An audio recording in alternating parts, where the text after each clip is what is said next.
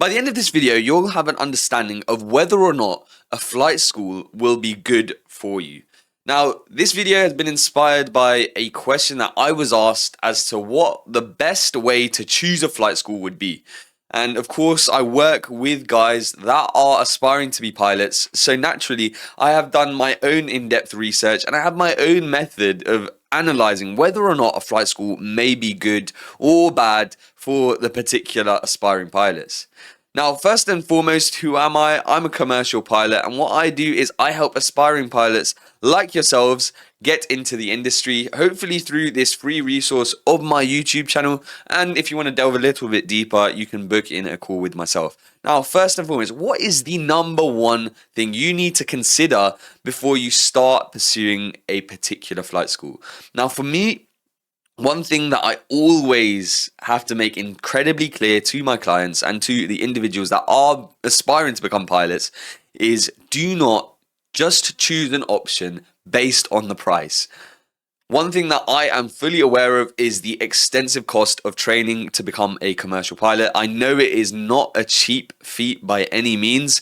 However, what you really need to consider is the amount that you have invested into your training in the first place is not an insubstantial amount. It's going to be a lot regardless of whether you spend a little bit more to get a little bit more quality from your training. Ultimately, in the end, you're going to pay it off anyway. So this 100K or so worth of your flight training is actually going to be tiny, insubstantial in terms of your net earning potential when you do become an airline pilot. So when you're at this stage, you have to really think to yourself, am I going to invest now or am I going to have the cost come later?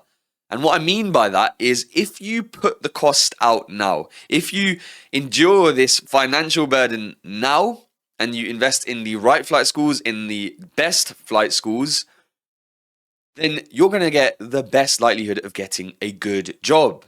And not only that, you are then going to start earning more in the long run. Now, if you cheap out now, if you say to yourself, I'm not going to put the investment in now, I'm going to try and cheap out wherever I can, then you're going to pay the price later. And what I mean by that is when you finish your training, you're going to find that most flight schools will have led you towards a route that might not necessarily allow you to get the best opportunities in the job and airline world. So what you need to consider is what flight school is going to give me the best likelihood of getting the job that I'm looking for. So if you are considering becoming a pilot and you're thinking about a particular flight school, really consider, am I just choosing this flight school because it's the cheapest option out there? Ultimately, it is an incentive. I know that finances are a big thing in the industry and it's something that you need to consider heavily. However, if you are in a position where finances are tight, really do consider, do your deep research into the flight school you're about to invest into, because what you might find is even though they're the cheapest, there's probably a reason for it, one, and two, there could be a chance that you may not even make it through to the end of your training. I've met a lot of guys and girls on these calls that tell me that their flight school had been liquidated throughout their training. So that means everything that they had invested was basically gone into the abyss. Now, they were able to claim that back through insurance and other means. However, in their particular instances, they were in really difficult positions because they had started their training with a particular flight school and then all of a sudden their training was halted. So you need to really heavily consider whether or not you're in that same boat, and you need to think to yourself, am I just choosing this flight school because it's the cheapest option, or are there other elements involved here that might make it a more reliable and more fortuitous option for myself? Now, the second thing that I would really heavily do before you join any flight school is visit the flight school itself. Actually go and attend one of the open days that they offer.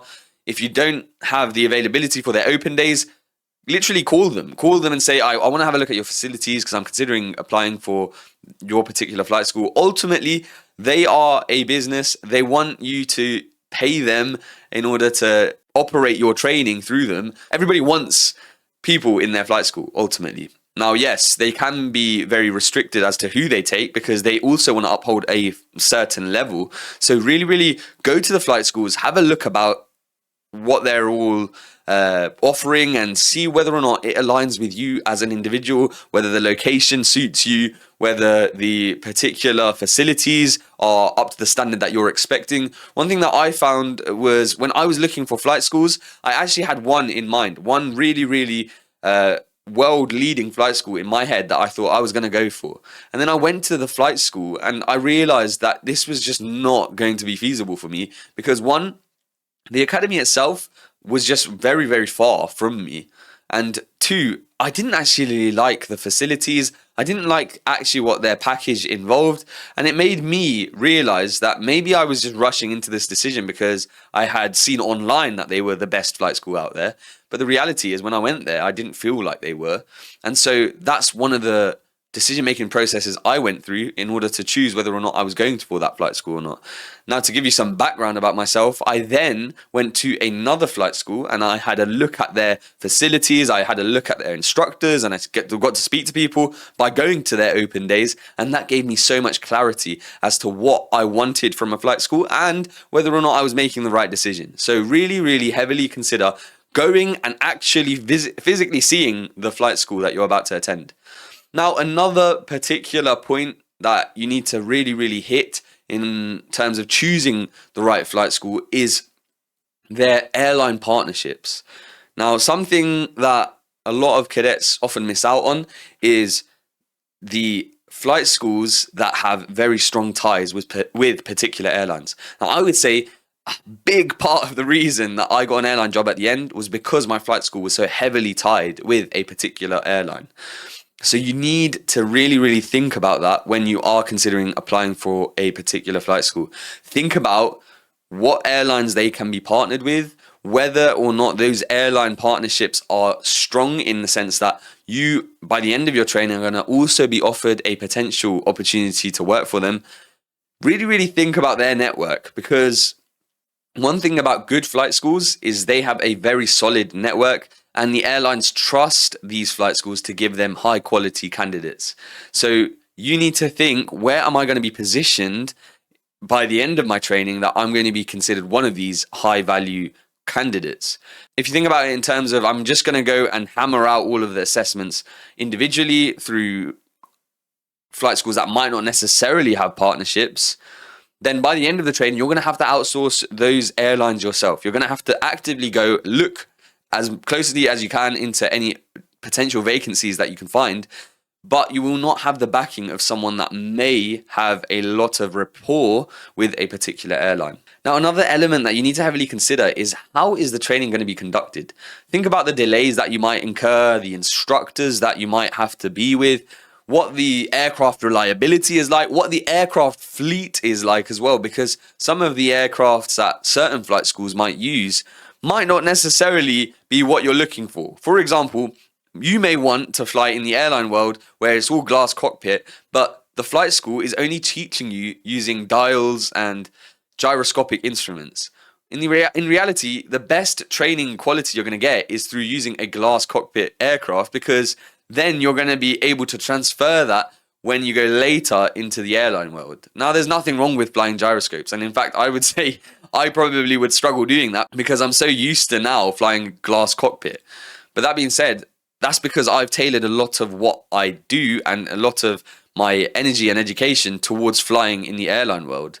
And that's where I wanted to be when I started. So everything that I do is aligned with that. I know other guys that prefer flying light aircraft, that prefer flying in the general aviation environment, which is fine as well. For me in particular, I really wanted aircrafts that were going to fly glass cockpit. And what I mean by glass cockpit is the instruments are in a format that is, in simple terms, it's like you have screens essentially on your display. They are basically run off of computers. But not only that, with the instructors as well, I went and I physically saw that the instructors were people who had an aviation background, who had done this for years. So that gave me confidence that I was going to be going to a flight school that was going to be well established. They understood the curriculum, they understood what to teach and what not to teach, they understood how it was going to work and what was the easiest methods of learning for the students. So I said to myself, I'm going to go for this particular flight school because the instructors were good, the aircraft worked, the actual capacity as well was good, because sometimes you can find if a particular flight school is over capacity,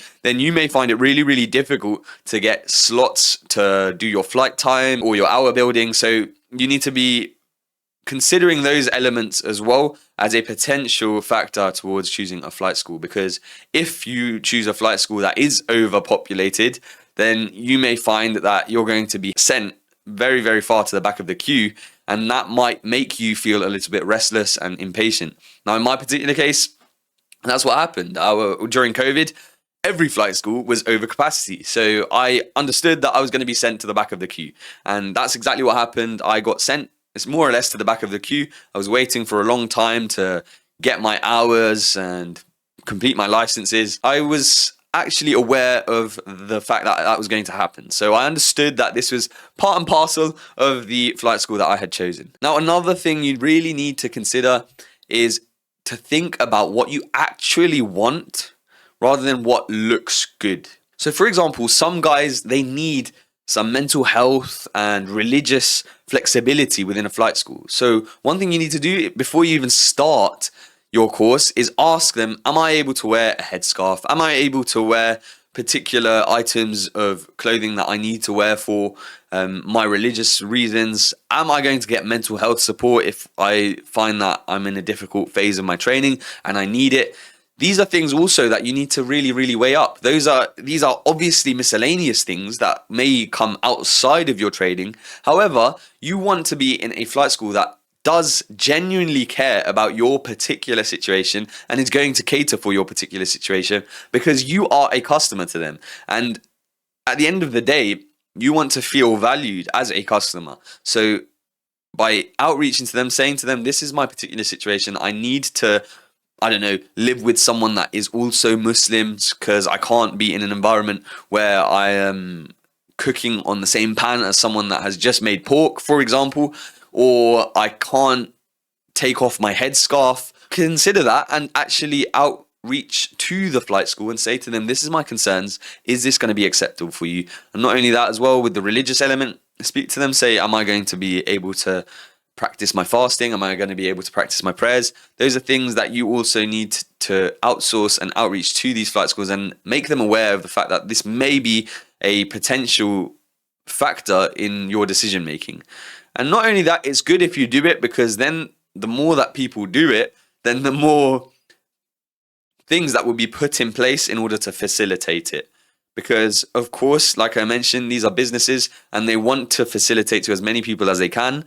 So what they're going to do, if you address the issue of praying or I need to make it for Jummah, then hopefully over time they will start implementing particular flexibilities that will allow you to do those things. Now, I hope you guys have enjoyed this video. I hope that it's given you some clarity as to what I would do when I'm considering whether or not I should choose or should not choose a particular flight school for one of my clients. I hope that this has given you the understanding of how I would approach it. And moving forward, you guys can approach your flight schools in a similar manner. And if you need any help making these big life-defining decisions, then of course, feel free to book in a call with me and I'll be more than happy to try and facilitate it. And if, for example, we can't work together, then feel free to utilize this free resource of YouTube that I'm offering to you guys and take as much information as you can from it. Now, this video itself was inspired by a comment. So like I mentioned to you every video, please leave a comment, ask me any questions that you have, and I'll do my best to answer them either in the comment section or through a video like this. And if you could do me a massive favor, because I'm going to continue improving the quality of these videos, I'm going to continue investing into this so that you guys get the most value out of what I say and the insights that I can offer. But as a small request in return, if you could please just like this video, subscribe to my channel, and I will do my absolute best to continue improving the quality of this information and of this channel so that I can access as many of you guys as possible, and so that you guys can also get the most out of me as well. Thank you very much for listening, and I will hopefully see you guys very soon. Thank you so much.